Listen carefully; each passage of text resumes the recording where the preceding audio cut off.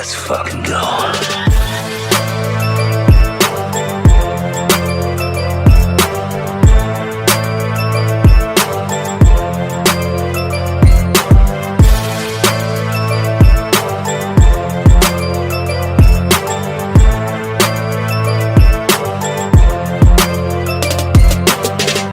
Everybody, welcome to the Comic Game Movie Show. My name is Deshaun, and today I'm here to review Agatha All Along, episodes 4 and 5. Now, once again, just like the Penguin, I was kind of busy, so I couldn't catch up on the episode 4 of Agatha, so I had to kind of come back around and wait until episode 5 came out so I could just review them together. And I'm actually happy that I did do it like this, because episode 5 was the shortest episode yet, at a whopping 30 minutes. That it's like, okay, I'm actually, and honestly, it's probably about 28 minutes because you got 2 minutes of credits. So it's probably a good thing I did fucking watch them back to back. And plus, they kind of work together if you really take a step back and really like look at it. So episode 3 ended with the death of Mrs. Hart, or Sharon Davis, as her real name is, and Agatha is Agatha. One of the things I love about this show, and it's something that really pays off again in episode 5, and I've said it before, is I love the fact that they keep Agatha a villain. Like, she is not just like, don't get me wrong, she does things that are fun, she does things that you might be like, oh, I like her, that's charming, but she's an asshole. She's callous. She can come off greedy and vain. Like, they do not take anything off of her, and nothing shows that more than her literally looking at this woman she dragged into this place she shouldn't have been in, who died, and she can almost care less about it. While at least these other witches, they don't even know who she is, and they care more about it than she does. The team definitely cares more. But either way, episode 4 really focused on 3 things. 1, the reintroduction of Rio, played by Aubrey Plaza. And Aubrey Plaza, every time she's on screen, she is just a treat. She is having so much fun playing this character, and the relationship, the fucking static electricity between Agatha and Rio is just off the charts, dude. Whenever they are close to each other, especially in episode 4, whenever they're in the same room together, I mean, goddamn.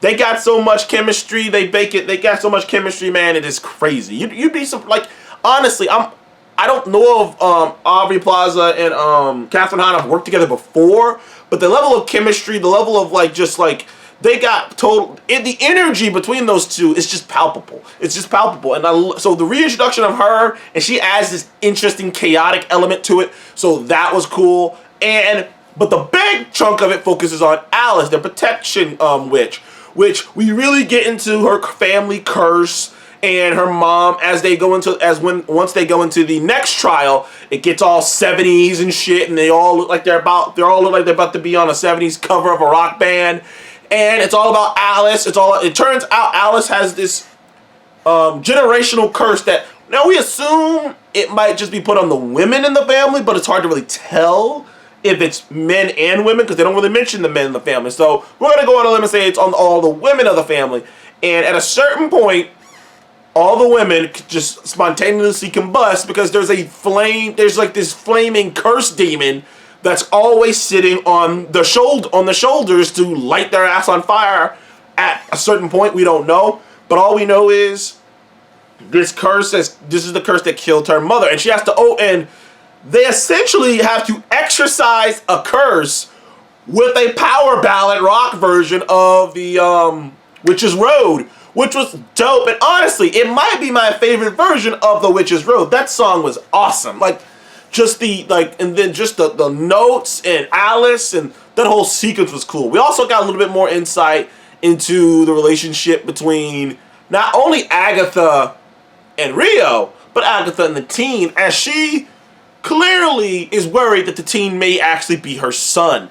And there's just this vibe here. In the episode, it actually ends with Rio telling her, that boy isn't your son. And Catherine Hahn did a great job of taking that in, like it just hit her like a ton of bricks. But yeah, that whole episode 4 was just a fun thing. It was just a fun blast. Sure, the beginning was a little on the slower side. Like I thought they could have probably picked it up a bit in the beginning. But once they got into it, once the shit got going, it was good. And I love the character stuff with Agatha and the teen and Agatha and Rio. And also, just learning more about the crew, we learn more about Jennifer. We learn more about Alice. You know, we don't learn more about Lilia, but, you know, you feel like that's coming. But, so that entire, like the first 10 minutes were a bit slow, but the rest is so fucking good, you just kind of forget about it, honestly, especially once they introduce Rio. So episode 4 was fucking good. It was just as good as episode 3. It might have been the best episode so far. Episode 5 is a fucking whirlwind. Like, episode 5, I'm trying to think of how I want to say this. Episode 5 was rushed, but it could have used a little bit more time. But everything that happened, but it was like they packed in so much in that 30 minutes.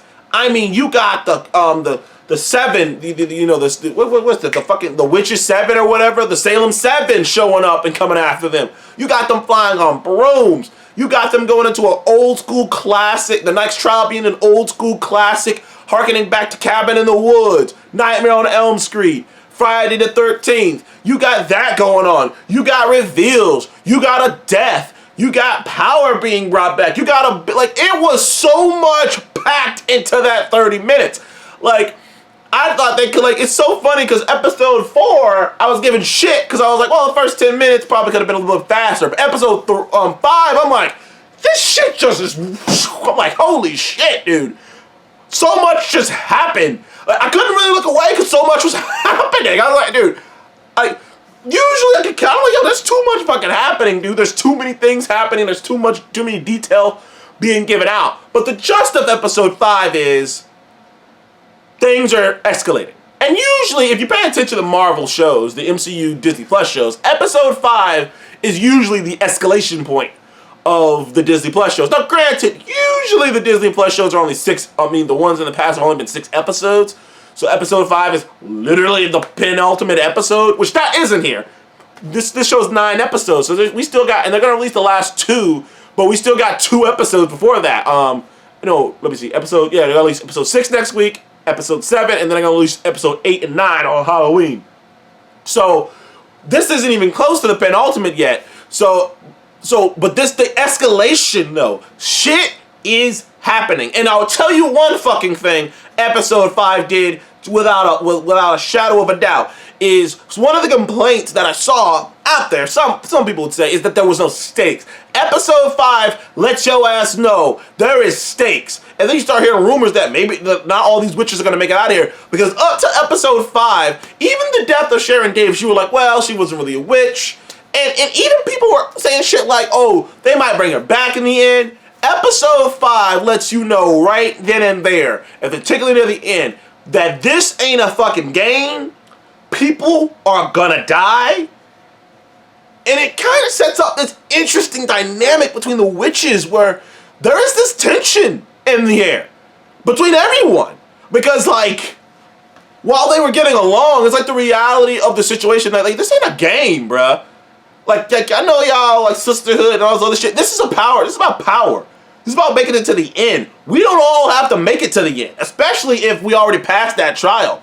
And I had a feeling they were going to play it this way because in the trailer for the show, Rio at a certain point says the bodies are piling up, which kind of insinuates more death, which once again insinuates more witches are going to die in this. And like I said, there's a rumor, it may or may not be true, that only 4 witches are going to make it off this road, which, let's see, so we got Agatha, Rio, the teen, the Divination Witch, Jennifer, and Jennifer. So, one of them 2 are going to die, if it's to be believed. So, there is so much going on up in here, man. You got this cool sequence of them flying with the brooms, and that awesome turning sequence, but the fucking actual trial itself, it was totally harkening back to classic horror, classic movies, Ouija, with the Ouija board and the hairstyle. We got an appearance from Agatha's mother, and just descriptions of Agatha. Now, granted, like I say, episode 5 really kind of Now, they do drop inklings and the concept that maybe Agatha isn't actually as bad as that bad. She can't help herself. And if she actually put some effort in, maybe she could stop. But you know, some of the shit though, like the behavior that Agatha has, like I say, they do not play her like she's some villain or some villain who's gonna turn into a hero. No, they play her like a tragedy. You know what I mean? Like, I'm so curious of how they're gonna, because like the shit that happens in episode 5, it really makes her unlikable. It really makes her even more unlikable. Like, what ends up happening in the end, the reveal that I don't want to say. I'm not gonna reveal the death, and I'm not gonna reveal what happens at the end, even though it's all on the internet. But I don't want to say that here because it's really freaking big. Like, especially the two things. But certain things happen. Something happens at the end where you're like, I think she kind of deserves it. Like, she's not a good person, even if she wants to be. Which clearly, like, that's the whole point of the show, is that she wants to be a good person, but she can't really figure out how to do it. But either way, episode 5 may have been a little much. I think it could have used another 10 to 20 minutes to flush out that concept, that Nightmare on Elm Street shit they were doing. If it just had a little bit more time to cook there, it would have been a perfect episode. So it's not quite as good as episode 4, but I still enjoyed the fuck out of it, especially with all the shit that was dropping now. I mean, the bombshells in that episode were just like there's a lot of conversation to be had. There's a lot of conversation to be had. But anyways, I'd give episode 4 an 8.5. I'd give episode 5 an 8. Like, it's not quite as good as the other episodes, but the shit that was dropped, the character stuff, just the conflict with the characters, it just pushed so much shit forward. I mean, it pushed everything forward, man. I'm still trying to figure out, we at least still got like one trial left, at least 1 or 2 left, and I'm still trying to, like, that episode 5 ended, and in my brain I was like, where are we going? Like, I have no clue where we're going. I'm like, okay, the train has left the station. We gonna just have to wait next week to see what the fuck is going on. Anyways, thank you guys for joining the Comic Game News Show. Please remember to like and subscribe and comment below. What did you think of Agatha All Along episodes 4 and 5? Comment below. Let me know. Thank you guys again. See you on the next one. Goodbye.